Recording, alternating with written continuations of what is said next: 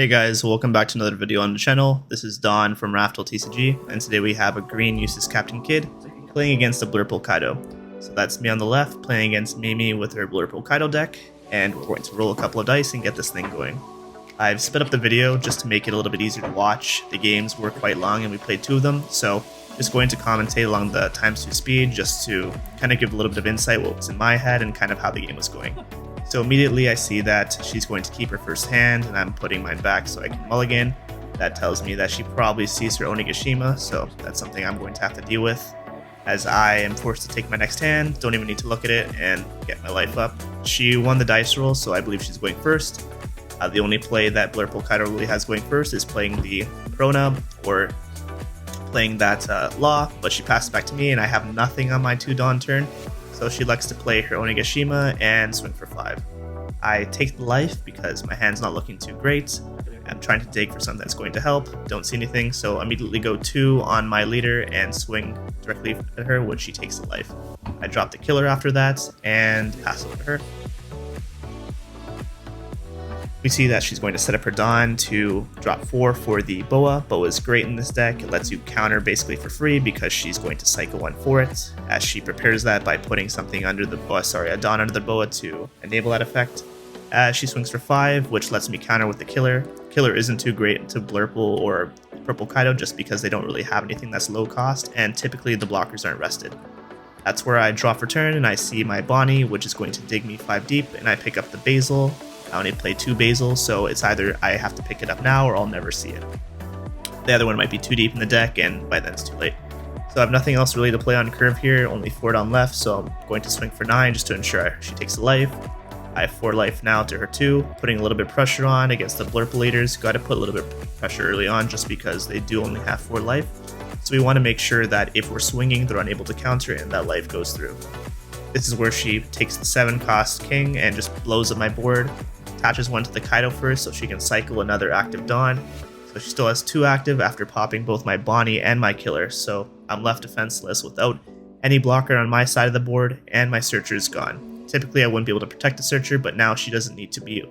She doesn't have to force an attack into my Bonnie and was just able to take it out by popping. That's where she goes direct with 7 into my leader with Kaido, and I take the life. She taps the stage and cycles another rested Dawn. So big turn for me here, thinking around. I think I only have 8 Dawn, so I just go direct with 7, just in case she sees a who's who. You always want to attack first before playing any cards. You want to risk them hitting a trigger and getting some sort of ramp or additional advantage. This is where she decides to counter with 2 of her 2k counters, and blocks with the bow as well, seeing I don't have any cards, just to make it a cycle for 1. So she draws 1 on top. This is where I drop the Basil and the Veggie, as I explained to her kind of what Basil does, his ability to attack twice. Now, Basil's great here. I still have 3 life into her 2, so I'm able to keep up the pressure and keep him on the board. I should be in a good spot. But this is where things get a little bit bad, as I see her counting up to 9, putting 1 under the leader, and there comes the 9-drop Kaido. So that's my whole turn gone. I did get through for damage, but it looks like she's going to put 5 back, and she takes out the Basil. Now the great part about Blurple is she's able to cycle for 1. She has that 1 more active, which is going to enable a Blast Breath or a Trafalgar Law, but she goes directly with 10. I block with the Beiji because there's no way I'm countering up to 10. I take the 7 and then I counter for 2 into the 6. 6 is probably the easiest counter, or the easiest attack to counter. Just drop a 2k. My hand was full of them. I saved them for a little bit later in the game just because I needed to see those life and dig a little bit deeper. So I swing for 7. She's going to Blast Breath here. That's the benefit of the 9-drop in the Blurple deck, is you still have that 1 active Dawn for the Blast Breath, as I still have 8 left where I drop the 7-drop Kid. I believe the last Dawn I kept because I have a Paradise Waterfall in my hand. I think Paradise Waterfall plus the 7-drop is great, especially if you're able to swing with the 7-drop first. As we see, we pass back to her and she plays another Boa. So this is 2 blockers I'm going to have to deal with. If she's able to get Dawn them every turn, she's going to be drawing 2, which is just going to keep her resource grind up, and it's going to be big problems for me. So I'm going to see how she's going to play this turn. She immediately goes 7 into my leader. This means I either have to counter for 2, or I'm going to have to block and counter as well. This is where I drop the Paradise Waterfall to block the attack, and then restand my Kid so I can potentially block again. She swings 6, draws a card. Looks like it's another Blast Breath as I counter for 2. Gets me out of that attack, but we can see that her resources continue to climb as I'm pitching another card out of my hand. So that's 4 out of my hand this turn. And she drew 2. 1 for turn, 1 for the Boa. As she swings with Kaido, I'm not blocking that with the kid. I have enough life to kind of sustain myself for this turn, so I'm going to take that, hopefully see something better as she sets her Boa up to potentially block and counter for 1.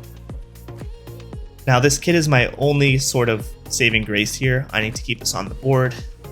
I have 3 life to deal with, so I could potentially go for a game here if she doesn't block, but obviously she'll block either one of my 2 kid attacks from the leader or from the 7 drop.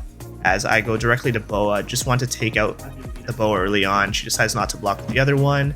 As I go 5 into her leader, which she counters for 2. Seeing I have no more attacks available unless I decide to use 3 Dawn for my leader, she blocks the Boa to get an additional draw, so it's almost like she didn't have to lose any cards in her hand for the attack. I then set up the Law and the Killer. Law wasn't too great here, I didn't get to utilize best of his abilities, but I do now have 3 blockers on and drop 1 Dawn under the Killer, so I can at least draw a card when I block with him, maybe get another counter in my hand to help me through this next turn, because it really isn't looking great for me. As we already see that this Kaido's been on the board for quite a long time, and it's almost impossible to counter out of that. So immediately she goes 7 against my leader. I'm going to take it, Killer, draw a card, and she's going to go 9 here. This makes it so she's able to get over the kid, and because of that I'm forced to block with the Trafalgar Law. Or sorry, she decides to go with the Kaido first, and I block it with the Trafalgar Law just because I'm not taking that attack this turn, and I'm definitely not countering out of it. She's going to go back and forth as to how many Dawn to attach. She decides to go with 9, or 4, the perfect amount to get over Kid, because I don't have enough to counter out of that, so I have to take this life here. As she decides to ramp for 1, feeling that she can't take me out this turn, she's going to not attack with the Boa and make sure that I'm unable to take her out the next turn. So I swing 9 again with the Kid. She's going to Blast Breath here, plus an Alvida, and then block with the Boa. She doesn't need the Boa anymore. She's able to cycle for 1 and draw 1, so the 2 cards out of hand weren't too bad to deal with. As she goes again with that King, and I'm forced to block or counter out of it. Go ahead. Yep, I have 2 blockers. I drop the Trafalgar Law and pass it back onto her. On her turn, she's going to restage everything here, or restand everything here. She's going to attach 1 to her Kaido, 2 to her Kaido, and then think here, 3, 4, and that's the perfect amount to get right over my kid. I can't block it for free, so I'm either forced here to block with the kid and lose it, block with the Trafalgar Law, or lose the game. So I'm going to block with the Law here, and she still has a couple more attacks available. She's going to swing 9 again, so this is the second consecutive 9,000 attack I have to take, which gets 3 cards out of my hand. That's 2 Izos and the 1 Nekomamushi, so that's 5,000 in total. So she's going to go the rest of her Dawn just right under, force my blocker, and then it's Kaido for a game, and that's impossible for me to counter out of with the 2 cards in my hand. The most I could go up to with any combination would be 9,000, and that's the game. So we're going to move on here to game 2. I don't really want to go back-to-back losses here, so hopefully I can see a little bit of a better hand this time, play it a little bit better as we do the dice roll. And once again, I'm known for losing dice rolls, and there's my 7 into her 8. Take a look at my hand here. The curve wasn't too great. I think I saw a 2k counter plus 2 Momos. As I shuffle it right back in, hopefully I can get something a little bit better, see a Bonnie, see a little bit better of a curve, but I had too many low-cost cards in my hand, and Momo isn't really great at finding the higher-cost cards. Typically he grabs Okiku and maybe some other 2k counters. But I look at my hand again, and it looks like I'm seeing another mid-game hand. So not the greatest starting hands for the green deck, as we'll see what Blurple has to deal with. Immediately, Blurple just passes. I pass right back, and there's the Onigashima Island. Hate to face against the purple players who drop the Onigashima every single game, but it looks like she was able to see it both game 1 and game 2. As she passes back to me, and I attack for 6. 6 is one of the worst style lines to attack with because it's just a 2k counter, but I wanted to play the Okiku as well. Thankfully, she didn't have the ability to counter in hand, and she took the life. This is where she puts 5 down or 6 down, thinking about whether she can also attach with the Kaido, but she puts the 6 drop down, and uses king to pop my Okiku, so I just lost all the Dawn I used on my last turn, or 75% of them, and she's going to have that king stay on her board with 7,000, so it's going to be a tough game from here on out, but I'm able to counter the Kaido and keep my 4 life as she decides to ramp 1 more. Now this is a 6 Dawn turn, so I saw a Basil in my hand earlier. I'm probably going to want to set that up, so once again I have to attack with 6, the worst stat line, and thankfully it goes through. She does hit the Who's Who off life, and it's probably best to trigger it. You can sometimes bait your opponent by making them think you have an extra card in hand to counter with, but it's better to get the Who's Who on board. He can't really counter for anything, or he can't counter for anything, and he has an okay stat line just attached to Dawn to swing, so she decides to play that. Third drops the boa and passes back to me, or not quite. She's going at asking what my Basil does, as I explained to her, and she puts the 2 under the Who's Who, just like I mentioned earlier, to swing for 5, getting a card out of my life. I think I wanted to dig for something a little bit better, but because she played that Who's Who on my turn, she's able to swing with it, and then she's going to go 7, which I'll block with 2 cards, and then once again block with the leader with the Yamato. Yamato's just a card I've been testing. I'm not really liking it. It's something to add to the deck to search off of the Momo, but going back to me, I attach 1 to the Basil, take out the Who's Who because it guarantees I can attack again. I could have attacked into the King, but with a 7k it's an easy counter. But I go into the King once again, and she's going to counter out of it with a 2k and a 1k Queen.